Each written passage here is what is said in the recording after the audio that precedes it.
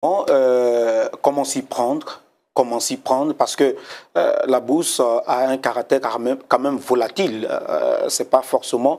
Il y a cette fluctuation des actions, des gains à cause des changements, des environnements, des affaires. Alors, qu'est-ce qui garantit les gains en bourse? Bon, déjà, il y a plusieurs idées dans votre question. Oui. La notion de garantie, là, il faut bien comprendre que si on veut des choses garanties, il y a des produits qui ont ce caractère-là. D'accord. Et même en bourse, il y en a. Mais ce dont on parlait tout à l'heure, c'est l'ensemble des gains.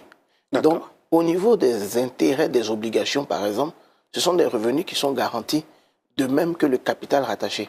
C'est-à-dire quand vous prêtez de l'argent à un État, quand vous achetez des obligations, par exemple l'État de Côte d'Ivoire, à la fois votre capital est garanti et la rémunération est garantie.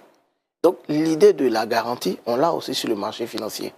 Mais quand vous êtes actionnaire, vous êtes lié au sort de l'entreprise. C'est comme si vous créiez une cave ou un salon de coiffure.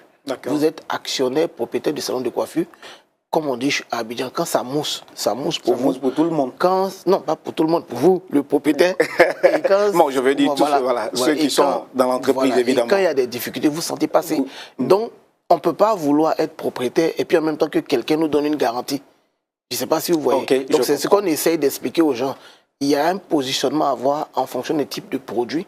Je peux me positionner en tant que propriétaire de BOA Côte d'Ivoire, de tout ce que je veux, et gagner autant que l'entreprise gagne pendant le temps qu'elle gagne. D'accord.